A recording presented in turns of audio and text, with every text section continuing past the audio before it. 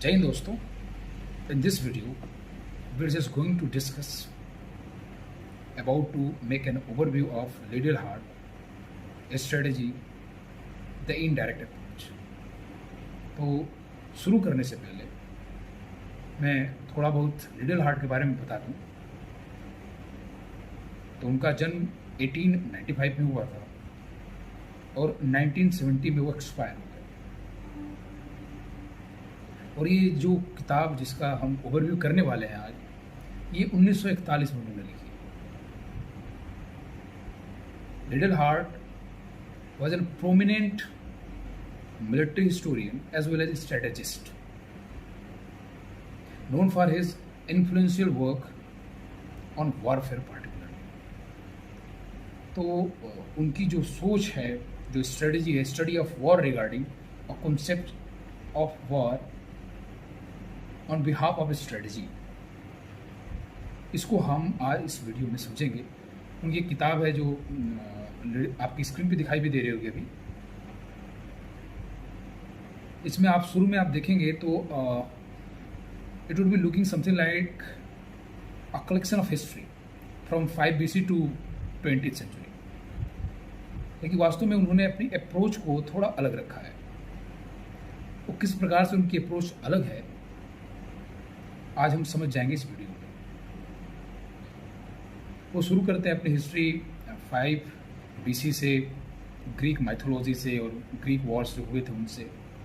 फिर वो रोमन्स के बारे में डिस्कशन करते हैं। फिर धीरे धीरे वो आते हैं अंदर, एक फेज कॉलोनियल टाइम का भी वो लेते हैं। उसके साथ साथ USSR को डिस्कस करते हैं, अमेरिकन रिवॉल्यूशन को डिस्कस करते हैं। और चूंकि ये 1941 में बुक पब्लिश हुई है तो फर्स्ट वर्ल्ड वॉर को भी उन्होंने इंक्लूड किया है।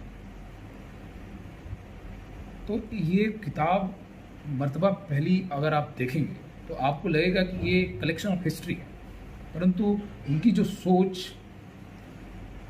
जो पर्दे के पीछे देखने की एबिलिटी है, वो इस वीडियो में हम समझेंगे। Actually he emphasized in every types of war, whatever he gave an example, that is the concept of achieving military objective through indirect and strategy rather than head to head confrontation। वो इस बात पे जोर करते हैं कि हम युद्ध में केवल इस आधार पे अपने आप को विजेता ना समझ लें कि हम युद्ध जीत गए हैं, बल्कि हम एक ओवरऑल माइंड कैलकुलेशन भी करें कि हमने कितना एफर्ट लगाया ऑन बिहाफ ऑफ रिसोर्सेज, हमारे कितने रिसोर्सेज उस युद्ध में इस्तेमाल हो गए, और साथ साथ वो युद्ध कितना कॉस्टली था हमारे लिए। इन सब चीज़ों का आकलन लगा करके हम एक कंक्लूजन पे पहुंच पाते हैं कि हम वो युद्ध वास्तव में जीते थे या नहीं जीते थे। उन्होंने डिवाइडेंस ऑफ एट्रिशनल वॉरफेयर को भी एम्फेसाइज किया है। उनका ये मानना है कि हम किसी भी प्रकार के एट्रिशनल वॉरफेयर में इन्वॉल्व न होकर के बल्कि डिसाइसिव वॉर की तरफ जाएं। And he used to focus on manoeuvring and flanking of troops specially in battle ground. और जो उनका कॉन्सेप्ट है ना स्ट्रेटजी, उनके लिए स्ट्रेटजी का मतलब कुछ डिफरेंट है। वे लिखते हैं अपनी बुक में कि strategy is coined as a term of generalship. मतलब वो कहना चाहते हैं कि जिस प्रकार किसी युद्ध के मैदान में एक जनरल डिसीजन लेता है, just suppose that if there is a war and as a commander I am observing my left wing is lacking, so it's my duty, then I have to order my reserve force to counter and to support the left wing। तो ये जो चीज़ है इसको उन्होंने strategy में रखा है। और जो उनकी इनडायरेक्ट स्ट्रेटेजिकल अप्रोच है वो इस प्रकार है कि वो साइकोलॉजी ऑफ इनोमी को समझने की बात करते हैं। जो आपके इनमी हैं उनकी साइकोलॉजी किस प्रकार से काम करती है, उसको कैसे काउंटर करना है, वो इसकी बात कर रहे हैं। अब हम उन्होंने कुछ प्रिंसिपल्स पे काम किया है, प्रिंसिपल्स को वन बाय वन डिस्कस करने की कोशिश करते हैं, जिसमें उन्होंने सबसे पहले ही इनडायरेक्ट अप्रोच को रखा है। अब ये इनडायरेक्ट अप्रोच में उन्होंने ये बताने की कोशिश की है कि हम जब वॉर में होते हैं तो हमें हेड टू हेड कन्फ्रंटेशन से बचना है, तो इससे हम कैसे बच सकते हैं। उनका कहने का मतलब है कि हमें जो हमारे पास लिमिटेड रिसोर्सेज हैं उनको हम इस तरीके से ऑर्गेनाइज करें कि हमारी लेस कैजुअलिटीज हो। जैसे अगर हम सामने सामने से अगर युद्ध करते हैं तो कैजुअलिटीज के चांसेस ज़्यादा होते हैं, परंतु यदि हम देख रहे हैं कि जो हमारा एनिमी है वो हमारे सामने खड़ा है, तो हम अपनी टुकड़ी को इस प्रकार से ऑर्गेनाइज कर सकते हैं, इस प्रकार से उसके फ्लैंक को चेंज कर सकते हैं, उसके फॉर्मेशन को चेंज कर सकते हैं, जिससे लेस कैजुअलिटी। ये उसकी बात करते हैं, हमें इस पे फोकस करना है रेदर देन कि हमें सामने वाले को हरा देना है, उसमें घुस के मार लेना है। ये कॉन्सेप्ट उनका नहीं था। उनकी जो इनडायरेक्ट अप्रोच ये थी, वो चाहते थे कि हम कोई सामने इनमी खड़ा है तो हम उससे जीते, परंतु हम अपने रिसोर्सेज को भी सेव करते हुए जीते। हम ये इंश्योर करें कि हमारी लेस कैजुअलिटी हो और इनमी की मैक्सिमम कैजुअलिटी हो। और इनकी ये जो अप्रोच है, ये ओवरऑल अप्रोच को हम इनडायरेक्ट अप्रोच में सम्मिलित करते हैं। साथ ही साथ वो इकोनॉमी ऑफ फोर्सेस की भी बात करते हैं। अब इकोनॉमी ऑफ फोर्सेस का मतलब क्या है? इकोनॉमी ऑफ फोर्सेस का मतलब होता है, जैसे कई बार हम देखते हैं कि कई battle ground geographically advantageous position में होते हैं, ये उसकी बात करते हैं। इकोनॉमी ऑफ फोर्स में हमें ये पता होना चाहिए कि हमारे रिसोर्सेज कितने हैं, और ये भी इंश्योर होना चाहिए कि हम अपने रिसोर्सेज का भरपूर इस्तेमाल करें। अगर हमें टेरेन से कोई लाभ हो सकता है तो हमें अवश्य लेना है। हमें आर्टिफिशियल आर्किटेक्ट से कोई लाभ हो रहा है तो हमें अवश्य लेना है। हमें नेचुरल वेजिटेशन या फिर नेचुरल फॉर्मेशन से कोई लाभ हो रहा है तो हमें जरूर लेना है। ये उसकी बात करते हैं। सो कॉल्ड जो इकोनॉमी ऑफ फोर्स है, ये सब चीज़ें मिला करके आपके logistic support as well as वो योर राशन स्टाफ, इन्हें पूरा मिला करके उनका एक कोलैबोरेशन जो काम करेगा, उनका मैक्सिमम एफिशिएंसी के साथ अप्रोच करें, इसकी बात करते हैं। अब हम बात करते हैं नेक्स्ट जो डिस्कस करते हैं, जिसपे उनका सबसे ज़्यादा क्रूशियल अप्रोच रहा, वो था साइकोलॉजी ऑफ इनेमी। अब साइकोलॉजी ऑफ इनेमी से मतलब क्या था उनका? इसमें भी देखो दो प्रकार की साइकोलॉजी होती है। एक साइकोलॉजी होती है कि आप खुद के सोल्जर्स की साइकोलॉजी को हाई रखते हैं, लेकिन उससे ज़्यादा ये इस बात पे जोर करते हैं, you must have to ready every time how to exploit the enemy's psychology.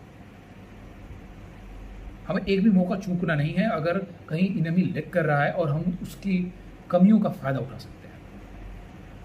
ये उसकी बात करते हैं कि इनेमीज का जो माइंड सेट है, जो उनके कमांडर्स हैं, उनकी जो नीतियां हैं, उससे हम कैसे एडवांटेज ले सकते हैं साइकोलॉजिकली।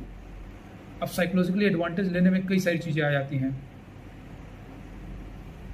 जैसे हम डिप्लोमेसी के आधार पे भी कई सारी चीज़ें कर सकते हैं जिससे सामने वाला अपने आप को इन्फीरियर फील कर ले। नंबर्स ऑफ ट्रूप्स के मामले में भी हम सामने वाले को इन्फीरियर फील करा सकते हैं। तो इस साइकोलॉजी मैटर करती है, जैसे हम सो कॉल्ड आम भाषा में बोले तो भौकाल। तो जो psychology of enemies to interpret in that way we can overcome our own stances behalf of our army troops, इसकी वो बात करते हैं। साथ में साथ वो मैंने ऑलरेडी बता दिया कि वो डिवाइडेंस ऑफ एट्रिशनल वॉरफेयर की भी बात करते हैं। वो मैनुअर वॉरफेयर की बात करते हैं। अब मैनुअर वॉरफेयर एक अच्छा कॉन्सेप्ट उन्होंने दिया, जो कि पहली बार इन्हीं के द्वारा दिया गया कॉन्सेप्ट है। इसमें उन्होंने उन सारी चीज़ों को रखा, जैसे he used to say how to manoeuvre a battlefield. वो चीज़ों को उस ढंग से रखने की कोशिश करते हैं as a commander, as a strategist, कि हम कैसे इनेमीज को कंफ्यूज करें. सो मैनेवरिंग of thoughts as well as your commandership in a way we can make an advantageous position on enemies. इसकी बात ये करते हैं.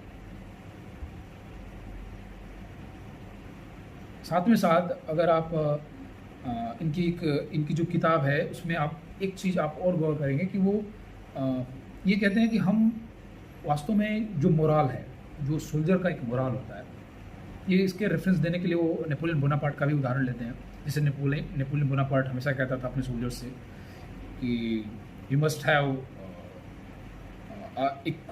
Equitable amount of moral strength as well as physical strength and the ratio would be 3:1. मतलब उनका कहने का मतलब ये था कि यदि किसी सोल्जर के पास एक पार्ट फिजिकल स्ट्रेंथ है तो 3 पार्ट उसके पास मोरल स्ट्रेंथ होना चाहिए, क्योंकि जो युद्ध है, अंतिम दम तक लड़ने की जो क्षमता है, उस शक्ति से ज़्यादा मोरल स्ट्रेंथ से आती है, जो फिजिकल स्ट्रेंथ से ज़्यादा मोरल स्ट्रेंथ से आती है. तो ये उसकी भी बात करते हैं. और एक चीज़ और जो उन्होंने इस बात पे जोर किया कि हम कैसे एक कन्फ्यूजन की स्थिति क्रिएट कर सकते हैं अपने इनेमीज के लिए, वो इस प्रकार है कि हम देखते हैं कि कई बार वॉर में हम मिस इन्फॉर्मेशन फैलाते हैं, फेक न्यूज़. तो इस प्रकार की चीज़ों को भी उन्होंने प्रमोट किया कि हम इनोवेटिव तरीके से, it is a part of innovative strategy. उन्होंने कहा कि हम इनोवेटिव तरीके से कैसे जो इनेमी है उनको कंफ्यूज कर सकते हैं, और जैसे इनेमी कंफ्यूज हुआ तो उसका एडवांटेज कैसे ले सकते हैं. तो काफ़ी बेहतरीन किताब है. अगर आप ये सारी चीज़ें पढ़ेंगे तो एक कॉन्सेप्ट क्लैरिटी आएगी आपको वॉर को लेकर के. और साथ ही साथ जिस स्ट्रेटजी की हम बात कर रहे हैं, जैसे हमारा सब्जेक्ट ही है डिफेंस एंड स्ट्रेटेजिक स्टडीज़, जो स्ट्रेटजी का कॉन्सेप्ट है उसको समझने के लिए आप एक बार ज़रूर इस किताब को पढ़ें. आई होप इस किताब में क्या क्या आपको सीखने को मिलेगा, किस प्रकार का अप्रोच होगा, ये ओवरव्यू आपको पसंद आया होगा. If you really like this video, then please subscribe my channel, share this video. धन्यवाद. जय हिंद.